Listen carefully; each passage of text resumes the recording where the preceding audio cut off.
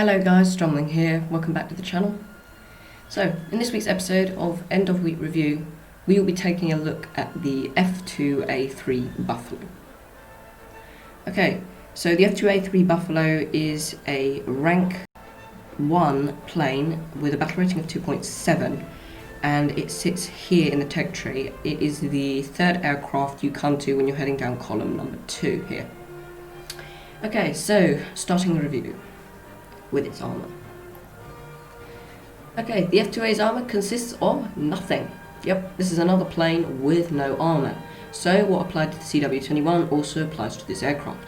That is, no head-ons and being pilot swiped extremely easily. So, as there's no armour, I guess we will just move straight on to the armament. Okay, the F2A's armour consists of 4 12.7mm Browning machine guns, with the guns in the wings here having 400 rounds per gun, and the 2 in the nose here having 250 rounds per gun. Now the rate of fire is the same for nearly all the American 50 cals, which is 750 rounds per minute, which is a little bit on the slow side when you compare it to some of the other aircraft, but the damage that the 50 cals do make up for the slowness of the rate of fire. So if you want to know where the guns are situated, there are 2 in the wings, 1 here and 1 here, and the other 2 are centered in the nose here, firing through the propeller. Okay, something's worth noting here. The F2A has a radial engine, so head-ons are going to be quite risky, as the bullets will normally hit your engine and make it die and blow it to pieces and all that. And also the oil cooling system is on the top here, exposed. That's just behind the guns, and as there's no armor plating, it's not protected in any way. So bullets coming down from above, if you get attacked from above, or if you're turning, then that cooling system is much likely going to get shredded to pieces, as it is quite exposed from the top. Also, the rest of the cooling system is down under the engine right here. Okay, so moving on to its ammunition belts. So stealth are probably the best. Universal coming second, and the others, such as tracers in the default and ground targets, they don't do that much damage to aircraft at all. Stealth are best and Universal are second best if you want to use them at all. I prefer stealth personally, just because for this aircraft it does more damage, and also enemy pilots don't know where they're being shot from, whether it's from behind, from the side, wherever, because there's no tracers coming from the bullets.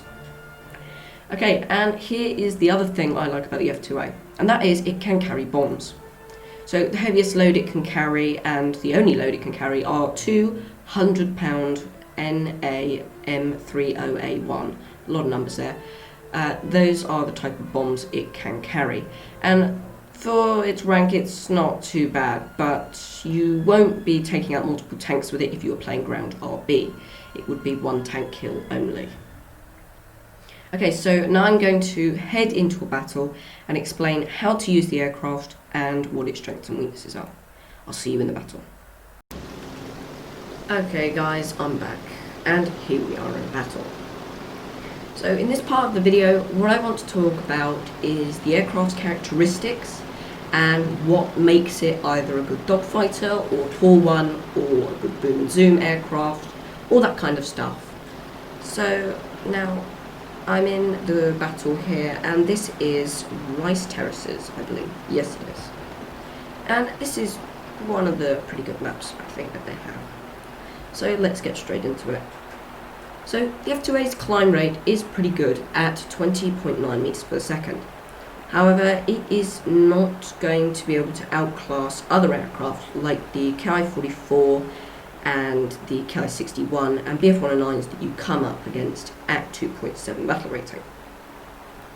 It's not bad, but the F2A is probably actually better suited to boom and zoom moves than dogfighting, as the F2A is kind of a little bit of a heavy boy, you know, like a little chunky boy, and it's probably better not to dogfight all the time. So that's what there is for the climb rate. Now the 50 cals are not bad at all. They have no problem taking out fighters, but at this battle rating you may struggle to take out some of the other bombers, such as the IL-4, I think it is maybe, some of the higher rank bombers that you may meet at this battle rating, some of them have some pretty good armour. So anyway, blazing away at that HE-111, and I get a really easy kill there with a pilot snipe. And that's what these guns do quite a bit of the time. You will get quite a few pilot snipes with this. In the last game I played, I got 5 pilot snipes out of 8 kills, which was pretty amazing. It's not often that I get that many pilot snipes in these aircraft. And the turn time is average at 16.7 seconds, I believe it is. But you will be meeting A6Ms and BF-109s at this battle rating, so turn fighting is not advisable really. As I said, boom and zoom is probably your best choice. And the top speed of the F2A is pretty poor. It's only 327 miles per hour, so you won't be able to outrun many planes at the battle rating you're at. And, well, really you should just stick to staying up high and using your climb rate to be able to either do rope-a-dope moves or just general boom and zoom. As I said, you can dogfight if you want to, but that is probably the most likely way that you're going to lose your aircraft. So now for the last part, it's durability. The durability of the F2A is okay. The engine is exposed and so is the cooling system. So if the engine gets damaged, it loses quite a bit of power, and that significantly hampers your flying ability. The fuel tanks can also catch on fire, as you can see. They are rather exposed in the wings. Now, they sometimes burn out, and other times they go out and put the fire out, but it's unpredictable both ways. You don't really know what they're going to do. And now for the final part, I'll see you guys back in the hangar for the final conclusion and the rating. Okay, here we are back in the hangar, and it is now time to conclude our review and give the plane a rating. So the pros are good climb rate, okay armament, and good turn time. And the cons are poor speed, poor durability, and no armour. Yeah, no armour really is a problem with this aircraft. It allows you to be pilot sniped extremely easily, and that is the thing that is a shame about the F2A. I mean, they could have added some kind of armour to it, rather than absolutely nothing. Maybe even just a plate behind the pilot there, or a piece of bulletproof glass would have improved its survivability. So, considering all this, I decided to give the plane a rating of 3 out of 5 acorns. It's an okay all-rounder that does not excel at any one thing, but rather it can do a bit of everything. It can dogfight, it can boom and zoom, it can attack bombers, it has enough climb rate and speed to be able to get above everyone on the battlefield, and yeah, it's an okay all-rounder. So I hope you've enjoyed this review and learned something about the F2A-3 in WarThunder.